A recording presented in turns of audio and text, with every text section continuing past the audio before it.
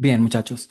Iniciamos entonces esta sesión del Diplomado en Desarrollo Avanzado de Sistemas Multiagentes y Programación Orientada por Objetos, dándole apertura a lo que va a ser el módulo 2, en el que vamos a estudiar exactamente programación orientada por objetos. La orientación por objetos es un paradigma de programación que se basa en modelar, abstrayendo los diferentes entes que tienen participación en la solución de un determinado problema. Nosotros venimos de un módulo en el que estábamos estudiando la modularidad, entendiendo la modularidad como picar el problema en pedazos más fáciles de resolver, y nuestro centro de atención estaba enmarcado en la invocación a módulos que pudieran resolver cosas. Y estos módulos les dimos nombres diferentes, procedimientos y funciones, en el que nos iban a ayudar a dar solución eventual a un problema. La orientación por objetos es diferente. La orientación por objetos en sí nos va a permitir modelar por entes, modelar por objetos.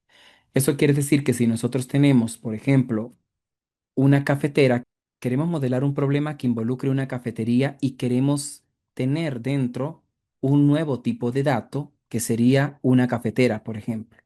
Entonces, preparar el café o en nuestra casa, por ejemplo, ya se empezaría a ver algo de la siguiente manera. Indicaríamos, por ejemplo, en cafetera, cafetera, quiero que agregues y le paso café. Luego a la misma cafetera le diría agregue agua. Y luego a la cafetera le diría haga o colar o como sea, haga. Y ya en este punto, pues la cafetera tendría el café dentro.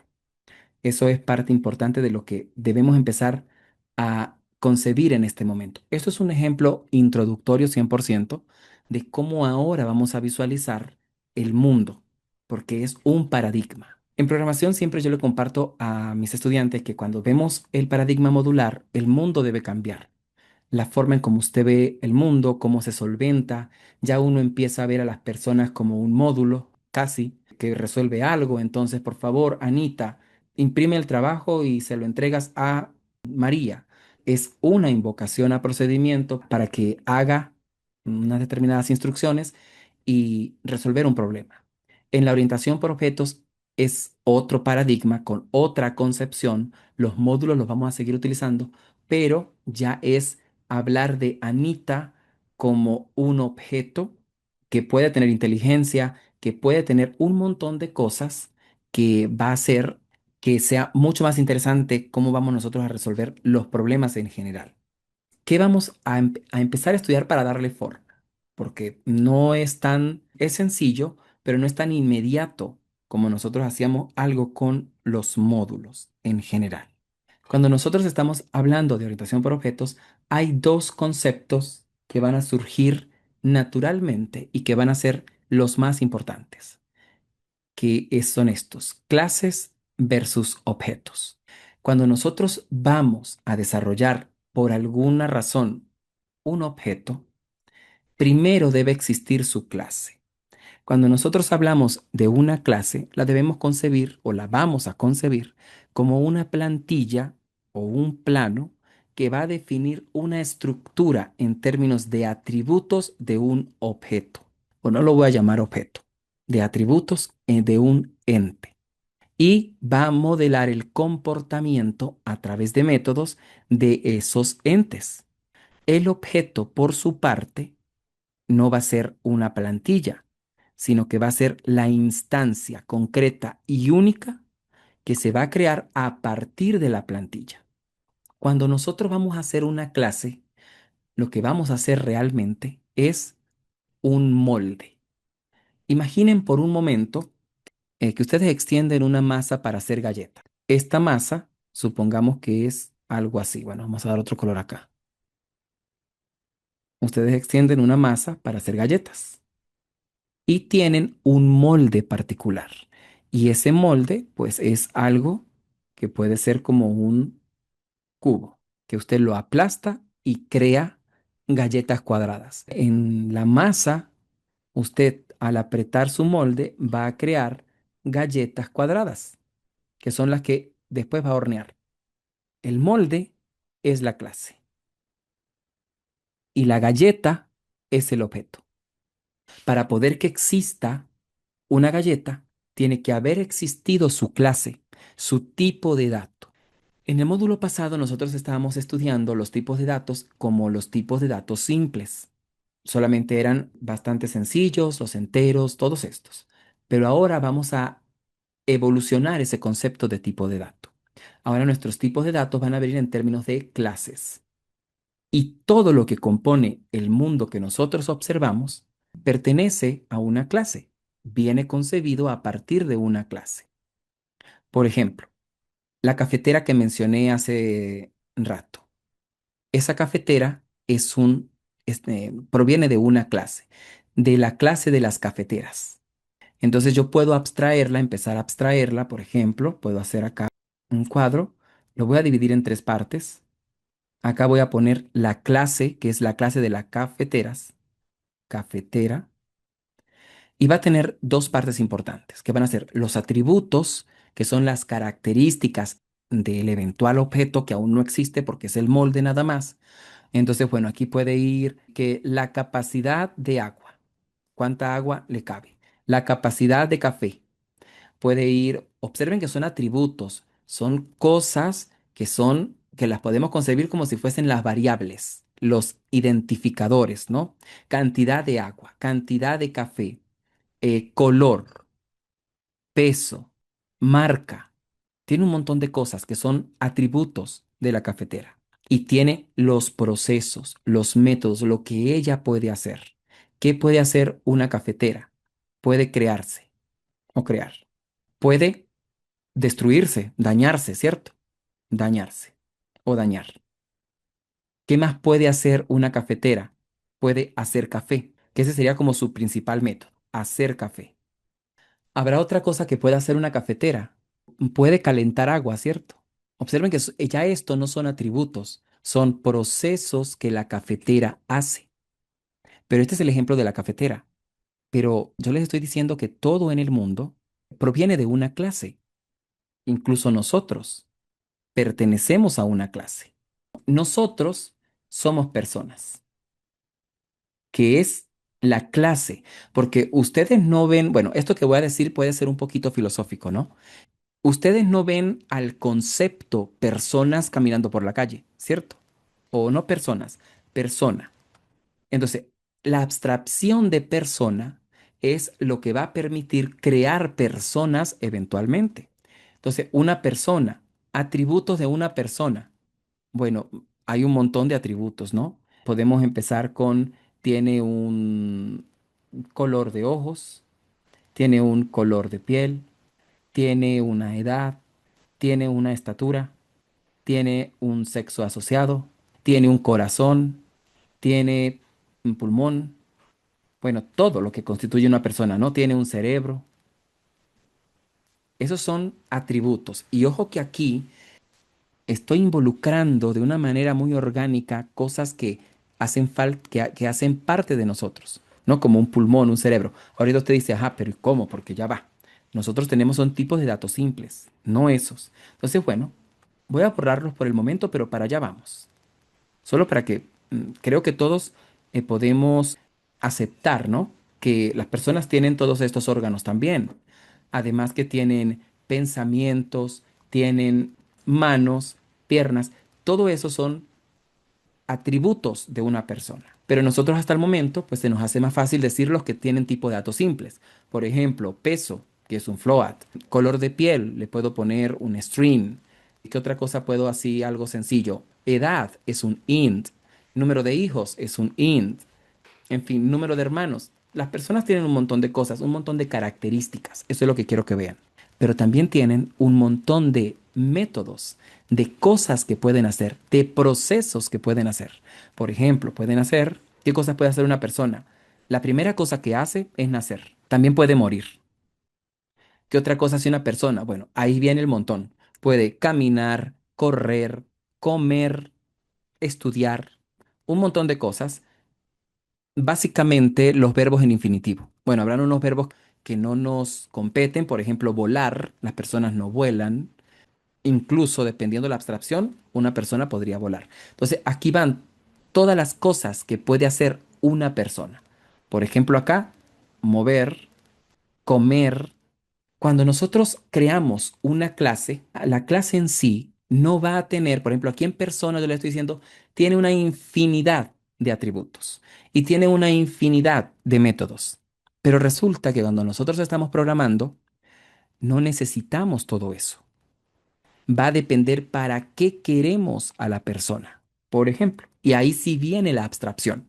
Los procesos de abstracción consisten en el proceso que vamos a llevar a cabo para determinar exactamente cuáles son los comportamientos y características que vamos a determinar de un determinado ente. Es decir, por ejemplo, si nosotros queremos una persona para que trabaje en una persona para que trabaje en una empresa. ¿Qué cosas son importantes para la empresa de la persona?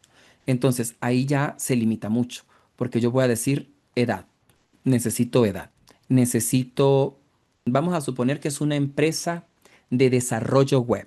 Lo que hacemos allí es desarrollo web. ¿Necesito de la persona su color de piel?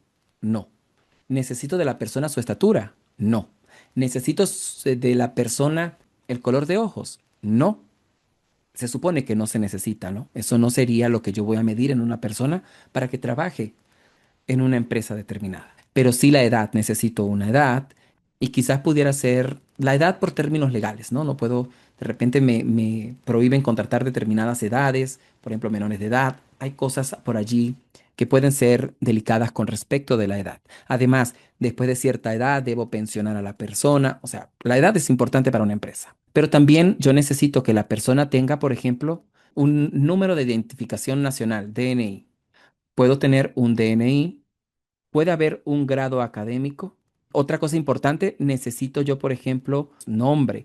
Necesito saber cómo se llama, cómo se apellida, nombre, apellido. Necesito una cuenta bancaria para poder pagarle.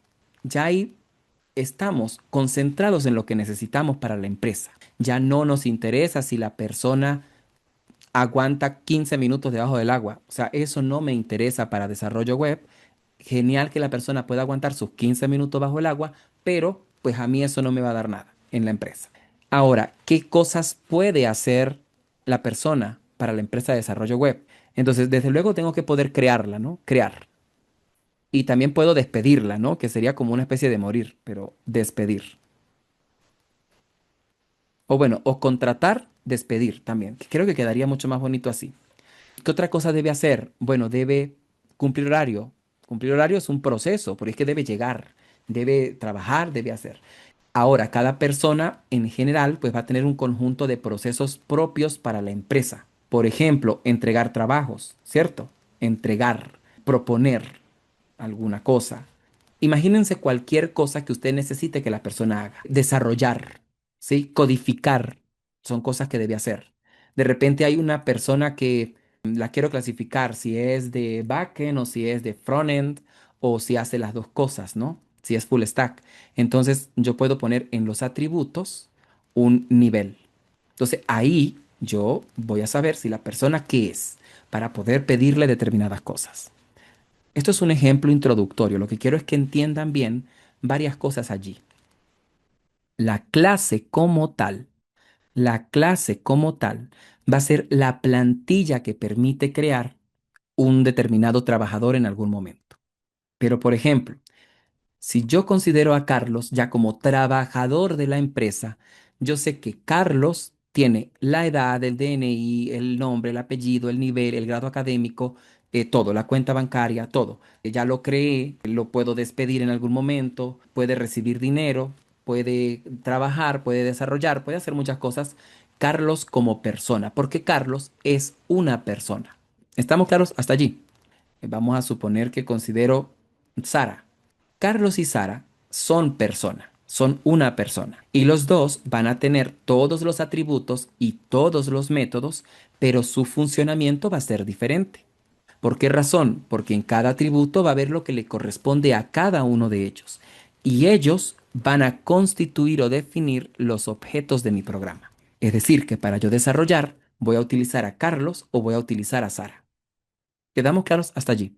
Este cuadro que estoy mostrando acá, de una manera muy, digamos que rudimentaria y precaria, si quizá por un cuadrito dibujado de lo más normal, forma parte de lo que es la representación en diagramas UML de una clase. Diagrama de clase se llama eso. Para nosotros construir nuestros diagramas de clases, nos vamos a ir a un buscador y vamos a escribir Draw.io. Draw.io. En esta página, es una página que a mí me parece muy bonita para poder hacer nuestros diagramas UML. Me voy a meter acá. Yo ya me registré, creo que hay una primera vez que uno debe registrarse. Vamos a ver si aquí me lo pide. Start now. Creo que no. Pero bueno, ustedes siguen los pasos allí, los que le pidan. Si a muchos les pedirá el correo electrónico. Aquí ya me abrió, básicamente, y me abrió directamente acá. Me parece raro como me abrió, porque al principio, usualmente, le da la opción a uno de si uno quiere un diagrama desde cero, un blank paper, o quiere subir un diagrama desde el computador. Entonces, si le sale otro cuadro, no pasa nada, pues seleccionan blank paper y entran acá a esta zona. Acá hay un montón en el gestor de archivos de la izquierda, hay un montón de cosas que podemos hacer. Pero acá abajo está el UML, que este es un lenguaje unificado de modelado. ¿Qué es lo que hacemos con él? Si yo lo abro acá, aquí me salen varias alternativas. Y por ejemplo, acá, de esta cosa vamos a ir utilizando algunas. Acá me sale un class name. Class, dice abajo. Voy a presionarlo y lo voy a arrastrar al escenario. Entonces acá yo puedo hacer mi clase, ¿no? Para que me quede más bonita. Por ejemplo, puedo poner a una persona. Es una buena, es una buena práctica que las clases inician con una letra mayúscula. Y acá vamos a empezar a escribir, por ejemplo, los atributos que nosotros consideramos que va a tener esta persona. Voy a hacerla un ejemplo muy sencillo. Voy a ponerle nombre del tipo, se ponen dos puntos, string. Y puedo crear otro. Bueno, acá para crearlo, copiar, pegar, acá está. Lo que hice fue seleccionar este mismo atributo, lo copié y lo pegué, control C, control V. Se le puso acá, pero si yo lo arrastro dentro de la cajita, él se va a ubicar. Lo ubico en los atributos, arriba, y ahí está. Entonces ahora le voy a poner acá, por ejemplo, edad, que no es string, es un int. Se escribe de esta manera con dos puntos, ¿no? Así no lo vamos a codificar. Esto es para entregar proyectos, para poder maquetar un simulador primero y poder percibir si va a funcionar antes de siquiera empezar a codificar. Métodos, entonces, el método de creación siempre va a existir cuando yo creo el objeto. A este método se llama constructor y ese método siempre se va a llamar idénticamente que la clase, persona, con un par de paréntesis abiertos y cerrados. Acá voy a hacer lo mismo. Voy a copiar, pegar, voy a poner otro método y va a haber un destructor. Es decir, cómo yo limpio la memoria rápido con él. Ese usualmente se pone acá con una virgulilla, con esta señora que está acá. Así yo identifico que ese va a ser el destructor. Pero hay más métodos que puede hacer esta clase, ¿no? Hay muchos métodos. Por ejemplo, un método que pudiera hacer esta clase es indicar el nombre, ¿no? Retornar el nombre, que indique cómo se llama. Entonces le voy a poner acá, por ejemplo, get de obtener nombre. ¿Sí? Me daría el nombre. Pero además de obtener el nombre, yo tendría que darle un pequeño método que me permita ponerle el nombre. Porque es un objeto, tengo que diseñarle absolutamente todo. Set nombre. Voy a quedarme con estos dos por el momento. Ahora, si ustedes observan, aquí inmediatamente me marcó un más. Y esto tiene que ver con el encapsulamiento de la clase. Cuando se pone un más es porque los atributos o procedimientos van a ser públicos, es decir, que todo el mundo lo puede ver.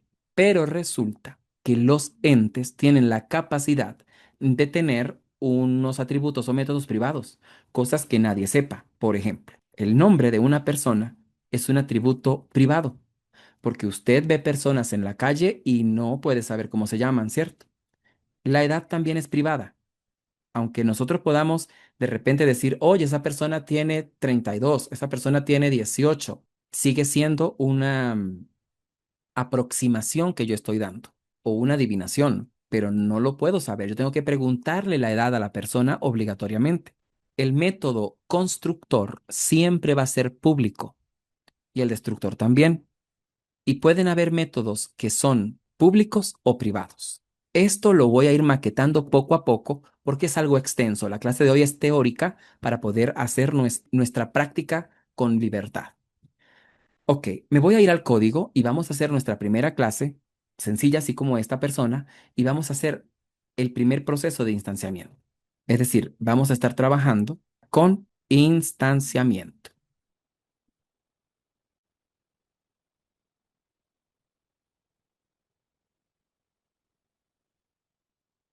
Código básico de C++.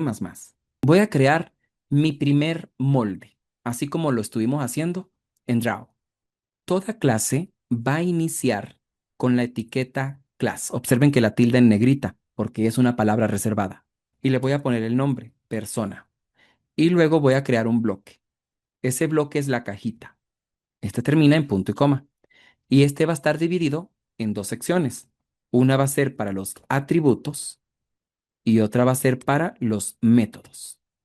Voy con los atributos. En este caso yo dije que iban a ser un string, que es nombre. Observe que la creación es tal cual como veníamos creando variables en la modularidad, pero ahora está dentro de persona. Y el otro era un int edad, punto y coma. Todo lo que está dentro de una clase es privado. ¿A qué me refiero con esto? Voy a hacer una instancia de persona. Voy a crear un objeto. Los objetos los vamos a crear en los métodos. ¿Ok? Por ejemplo, en el main. Esta persona es como si fuese el tipo de dato. Recuerden que para crear un entero nosotros indicábamos int y poníamos el nombre de la variable x, punto y coma. Bueno, esta es la forma de creación de cualquier cosa. Yo puedo crear algo indicando el tipo y luego el identificador. Entonces, como yo quiero crear una persona, yo en vez de tipo voy a escribir persona, porque quiero una persona. Y en el identificador, pues yo le puedo poner P1, le puedo poner persona 1 o le puedo poner Carlos. Aunque el nombre lo tiene dentro, pero pudiéramos ponerle entonces persona 1. Y ya allí yo creé una persona. Es decir, que esta persona tiene dentro un nombre y una edad. ¿Cómo voy a hacer yo para poder acceder a estos atributos? Si los atributos fuesen públicos, para poder que esto ocurra, yo tengo que agregar acá arriba la etiqueta public. Observen que la vuelve a tildar en negrita y dos puntos. Todo lo que esté después de esta etiqueta va a ser público a menos que se encuentre con otra etiqueta de otra calidad de privacidad. Por ejemplo, hay otra etiqueta que es la etiqueta private. Todo lo que esté después de esta etiqueta es privado. Voy a explicar qué es esto. Voy a dejarlo público. Observen lo que va a ocurrir acá. Voy a guardar esto.